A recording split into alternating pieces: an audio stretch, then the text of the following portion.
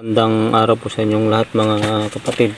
Ang pag-uusapan naman natin ngayon ay tungkol sa paggamit sa Acrytex cast. Sa mga nakikita ko kasi, bihira ang gumagamit ng Acrytex cast. Sa mga pinanggalingan kong trabaho na malalaking kumpanya, Acrytex cast talaga ang ginagamit, lalong-lalo na sa labas. Sa labas, kalimitan ginagamit namin sa labas ang Acrytex cast. Ang Acrytex cast kasi ito ay first class na masilya, pinakamatibay na masilya para sa labas, lalong-lalo na sa mga expose ng araw, sa ulan. Pwedeng-pwede ang Acrytex cast. Matigas, matibay, kahit abutin ng ilang taon. Sigurado ka yan, hindi nagpupulbos, hindi gaya ng ibang masilya na nagpupulbos, magtataka ka na lang. Nagpupulbos na kasi karaming ginagamit nila sa labas ay skim coat. Pinakamatibay talaga Acrytex cast. Kailangan lang Acrytex cast ay halimbawa napahiran ng flexiban, pwede mong patungan ng Acrytex cast. Pero mag Acrytex primer ka muna. Iba kasi pag mayroong primer ang Acrytex cast, yun ang kombinasyon niya. Makinis na wool, wrap, pwede. Lumang pintura, pwede rin patungan ng Acrytex cast. Basta meron siyang Acrytex primer, lalong-lalo na sa labas.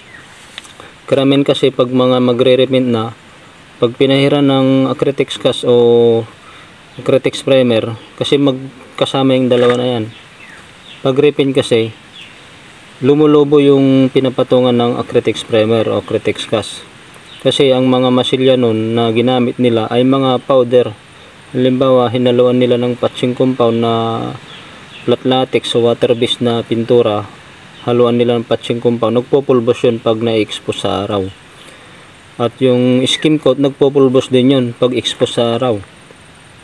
Kaya sa mga nagre-repaint, namumroblema sila kung bakit nagbabubbles pag pinapatungan ng Acrytex primer at Acrytex cast.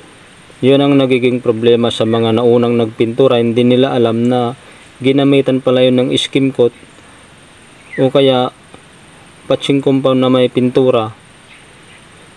Mahina kasi yun sa expose sa araw at sa ulan. Kailangan dyan kutkutin. Kung gusto nyong gumamit na Acrytex cast at Acrytex primer, grinderin ang palabasin ng konkreto. Ang Acrytex cast ay all around yan. Pwede sa cabinet, pwede sa dugtungan, sa mga kisame, pwede rin sa bakal, basta maprimeran ng epoxy. Pwede rin sa mga flooring, konkreto, all around ang Acrytex cast. Basta mag-primer ka lang. Kung bakal, mag-primer ka.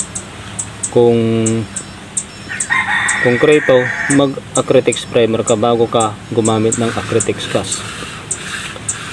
Sinisigurado ko sa inyo, Acrytex cast 99% sa labas, lalo na sa mga firewall, basta labas ng bahay, Acrytex cast ang gamitin nyo. Sigurado ako kahit 30 na taon, 20 years, matibay pa rin siya. Karanasan na namin yan sa mga project na pinanggalingan namin na kinatkat namin ay sobrang tigas, hindi namin matanggal. Kaya subok ko ang Acrytex cast talaga. Kaya kung ako sa inyo, kung gusto nyo magtagal ang pintura ng inyong bahay sa labas, lahat Acrytex cast ang gamitin nyo.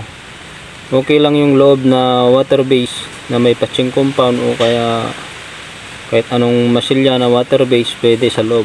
Kasi sa labas kasi, pagka nasisinagan ng araw, lalong-lalo na mainit ang panahon, hindi maiwasan pagka ibang masilya ang ginamit mo. Hindi maiwasan magpulbos, magtuklap, magbubbles. Ang Acrytex cast, hindi mo makikitaan ng ganun. Hindi ka magsisisi sa pagpipintura ng inyong bahay. Sulit na sulit mo pag Acrytex cast ang gamitin mong masilya.